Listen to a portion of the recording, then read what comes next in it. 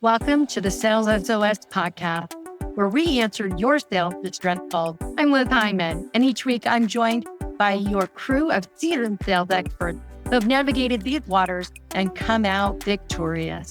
So if you're ready to turn your sales distress into sales success, you're in the right place. Let's dive into today's topic.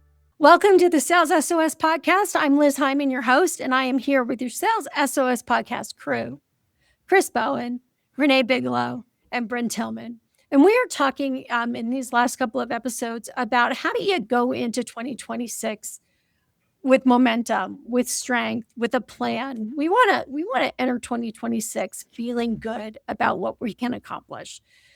So we've talked a little bit about prospecting. We've talked about momentum. We've talked about growing our existing accounts. But I think in order to do all three of those things, we need to start the year with sales and marketing in step together, right? We need to be working together, not, well, marketing does the top of the funnel and then they aren't allowed to touch anything ever again. And, they keep sending me prospects that aren't the ones I want. And sales never follows up on it. Like, gosh, could we not have these conversations anymore? So how do we get sales and marketing working together, pulling together for the same goal? Renee, you want to start this? I'll start just as the marketer here. I'll start with a couple of things. One, you need to be in the same meetings. Like marketing should have a marketing meeting, sales should have a sales meeting, but there should at least be one meeting per week where there's a representative from both, if not everybody in both, because that's the only way that you can keep up with. Marketing needs to know the temperature of the marketplace, what's going on, what salespeople are hearing, what their pressures are, what objections are happening, all of those things. They need to know the sales promotions that are going through. Is there a fire sale? Is there a rebate opportunity? Is there what? Like marketing needs to know all of those things, and sales needs to know what marketing's working on, because when the top complaints that salespeople have is that it's all like, some mystery box happening and they don't see it before customers see it, before it's public. And for instance, I just had a customer where I said, look, we're about to announce something. We went to the geographic expansion. We went to the rep that's going to be touching that area that has some customers already in that area. And we said, we're going to hold off on the public announcement for several days so you can call them first, so that they feel like the insider, right? Like that's how you work these things together, where, you're sharing this information back and forth. So that's a big one, is just making sure that you're all in the same meetings helps a lot. And I have more, but I'll just go with one point at a time right now. Bryn, you've got a thought? I have one thought on this, and then I think Renee is really the person that is the expert around this. But what I'm doing to bridge the salespeople and marketing, because I talk to marketing, I ask their opinions on things, but I don't really deeply work with marketing. But the one thing I insist on is that marketing now grab the Copilot transcripts, the Teams transcripts from and into Copilot, and say you need to understand exactly the conversations that the sellers are having with the buyers. You have to hear it, because they are different than they were last month, last year, 5 years ago, 10 years ago. And so my insistence, if I'm going to work for LinkedIn training, is that that marketing is using the transcripts from the sales calls to create the content that the salespeople need. Can I just say about LinkedIn while Bryn is sitting here? If your marketing people are running your social media for the company, and you as the salespeople or sales leaders or company leaders are not sharing that content and commenting on that content, you're wasting everybody's time and you're not leveraging what you should be leveraging. So don't leave marketing hanging by having them do all this work and then you don't even, interact with it. Chris, do you have something? Yeah, as always. So I think the first thing is understanding that we're both sides of that are trying to get to the same goal. We have different roles to play, but we're ultimately trying to accomplish the same thing. Generate customers, make them happy, make them love our product, and have them be raving fans. That's what we would all want. I think the one thing that I think does not always happen enough is making sure that you have a feedback loop between both sides. If something's not working, marketing can't fix something if they're not aware of it. Sales is not going to fix something if they're not aware of it. But if you're not having that consistent communication between the two sides, with hopefully the defensive barriers down, then you're not having those real conversations that are going to help propel you forward. Like, you have to have some level of understanding of, we're trying to get there. We each have a different role to play in order to help the entire company get there, and making sure that that's how you're moving forward. I mean, that's the easy part of it. So I want to talk about two things. One is I want to talk about compensation. Let's start there. We compensate marketing one way and we compensate sales in a different way. And we wonder why the two react differently to the same inputs. Well, if I'm only being compensated on what I close, then all I'm going to focus on is what is closable. It's just logical. And if I'm marketing and I'm being paid a salary, but I got KPIs that tell me I've got to get conversions, and that's, I need to get a certain number of people to the website, I've got to get a certain number of conversions to leads, whatever that is, then I'm going to focus on those things. Somehow you have to build a compensation and KPI strategy, key performance indicators, KPI strategy, that brings your team together. If marketing does a ton of work and they bring in a whole bunch of leads that are not closable because they're not our ideal customer, everyone is wasting their time.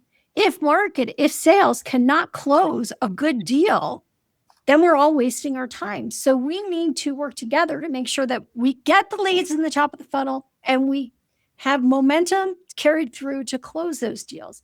And if the team aren't compensated such that they're both responsible, then they're not going to be responsible and they're not going to work together. So however you do that, it doesn't matter. Just make sure that everybody understands everyone in the company is responsible for closed deals, because we all impact that. Everyone who is customer facing and even those who are not impact whether deals close or not, and particularly the second deal.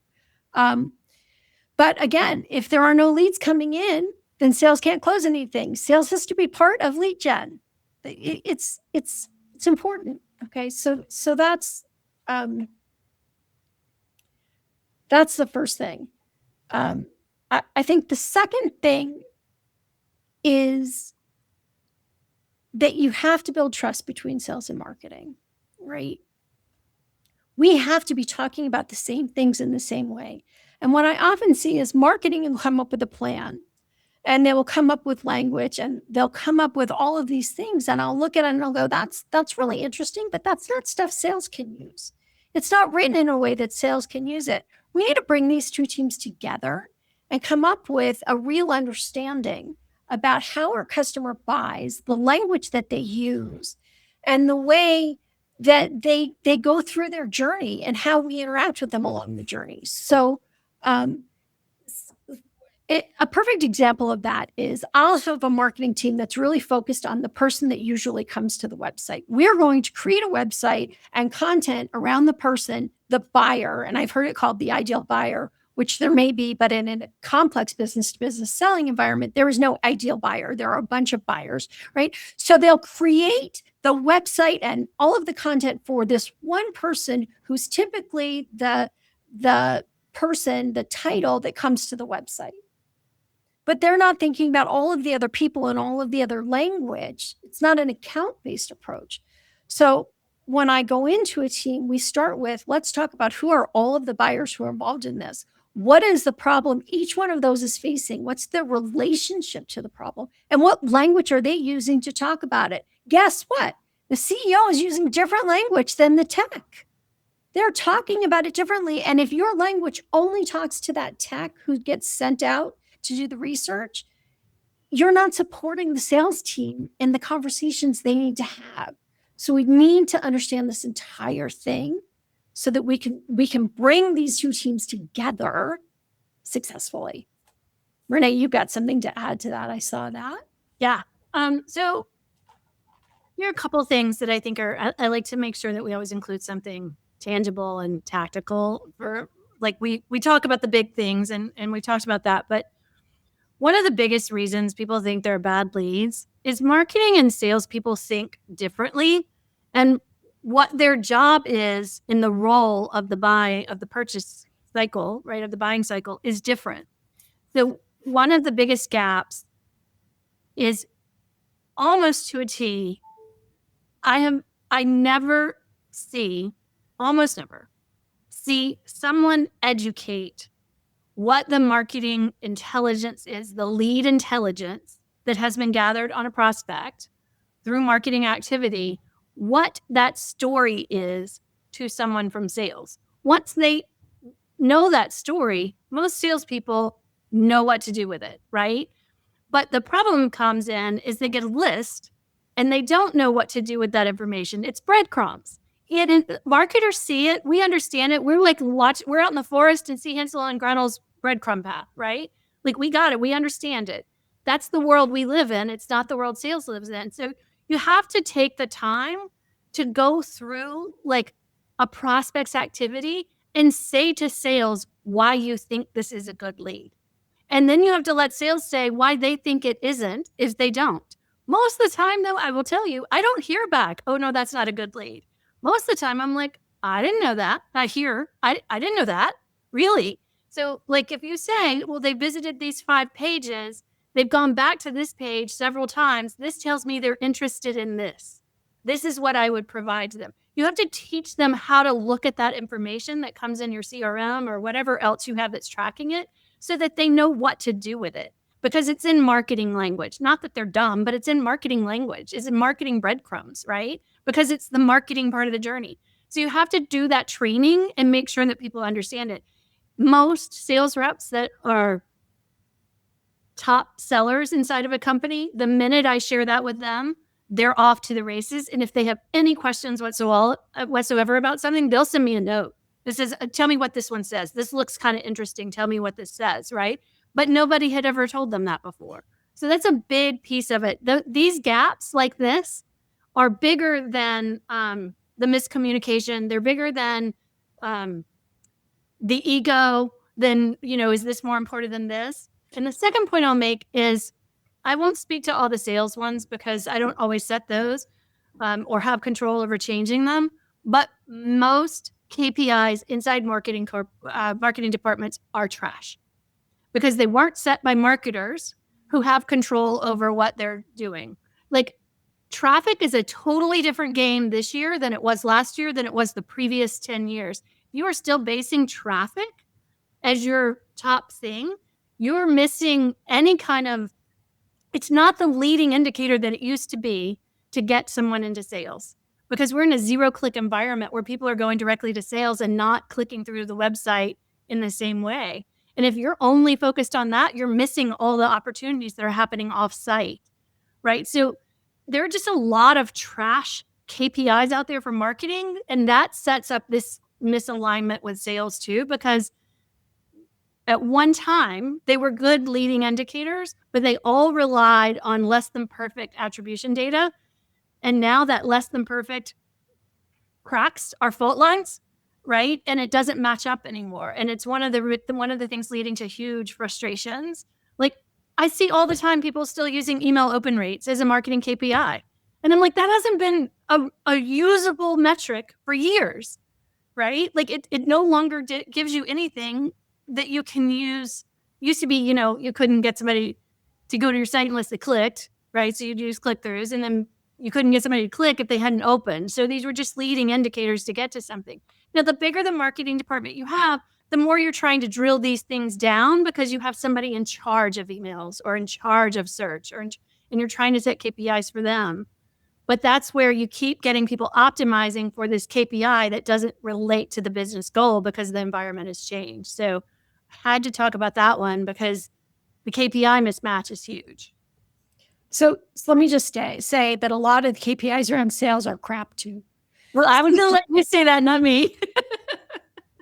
I just want to say one place that you can align sales and marketing really nicely is around this account-based approach. So if a lead comes in, often the salesperson is going to be frustrated because the person who comes and does the research and reads the articles is a low-level buyer who's been sent out to do research. If you want to align sales and marketing, immediately start a campaign to reach out to the rest of that customer so that you have now you're helping that sales rep get contacts. Marketing's helping that sales rep get contacts throughout the organization that they're later going to be able to work with. Chris, do you have one more thought before we wrap this up? Bryn, you do? Go ahead, Chris. You can go first. It's fine. All right. Quickly, talk about sales. Quickly, we're talking about sales and marketing alignment. That's internal. Externally, we want to make sure that, and you brought this up, which is what triggered this. I want my IT person to talk to their IT person. I want my CFO to talk to their CFO. Maybe I want my marketing, depends on what you sell, my marketing person to talk to their marketing. You said something that just resonated with me so deeply, which was your rep can't speak all their languages. But if you can, I mean, this is like a Barbara Weaver Smith mindset, right? Where if everyone in the organization is part of that sale, and you are matching the right conversation, the right people to the right conversations, and you're all working toward one goal, which is solving a problem. If you can get all that alignment, not just the sales and marketing alignment, but alignment with all the departments that, match to all of the departments in your buyer's environment, I think you'll have a big win. Okay, Chris. So I was going to bring up something that's a little bit funkier, but like I was in a company for 8 years, and the first quarter that I was in a pure hunting role, we got this email from marketing, and it had, here's all of the content that we're creating over the next quarter, some of the things that we have going on later in the year, but it was almost like a map of, hey, here's all the stuff that we're doing within this vertical, right? And then didn't get another one of those emails for 2.5 years, right? And it was listed as a quarterly update, but for some reason it didn't go out every quarter. And I'm like, if you really want to keep, and it was not necessarily going to be 100% sales focused, but what it allowed me to do is say, hey, if we're creating this white paper, I could start to already identify the accounts that I think this is important. And I could start to pick that topic and trickle that in before that white paper comes, because that's going to be a big hitter, because it's going to be probably 6 pages, right? And if I'm going to get somebody to read 6 pages, they better think that the content that I'm going to be delivering is worth that amount of time, right? So, but not getting that thing for, like I said, another 2.5 years was really, really disappointing, because I found it really helpful. It allowed me to do a lot of planning on my end and map those things out, which took a lot of the heavy lifting really off of my plate, and a lot of the sort of almost emergency, I need to,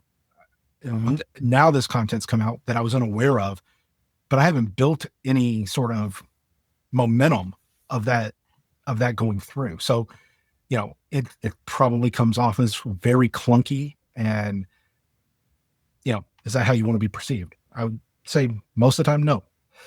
It's okay to be a little clunky here and there. We're all human, but you don't want to come off it that way all the time. So Thanks, Chris. Any last thoughts before we wrap up? Chris said something when he was talking about that calendar that made me realize one thing too, that sometimes leads to mismatch. I see this mostly in companies that have a CRO that oversees marketing, sales, and customer success. Is to remember that marketing works on vastly different timelines than sales does. Like if you're going to roll out something and you need a campaign and you need a whatever, you got to get that to marketing much earlier than you would to sales. Like they need to be out in front. The production of things takes much longer.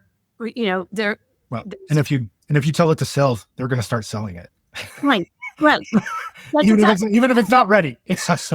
And when your sellers are blowing and going, like I worked in media for years, and fourth quarter was the biggest quarter. When like sales reps did not want me to roll out some new playbook for them in fourth quarter. They were so busy in fourth quarter, like just with business, existing business. They weren't looking to develop things or whatever. I had to have those ready for a different time. So meeting those vastly different timelines and matching those up, like the puzzle pieces that they are, is a big fix on that alignment problem. All right. Thank you for talking us through how to align our sales and marketing teams to start off 2026 strong. Thanks for joining us for this episode of the Sales SOS podcast, and we'll see you in the next episode. Happy selling, everybody. And that's a wrap for this episode of the Sales SOS podcast. A huge thank you to our experts for throwing us a lifeline with their insights. We hope this episode has equipped you to navigate sales leadership with confidence. Never miss an episode. Subscribe to your Sales SOS podcast on your favorite platform. If you have questions, comments, or topics you'd like us to explore, join us live on LinkedIn every second Friday, or share your questions on LinkedIn or YouTube. Until next time, keep sailing toward your sales goal.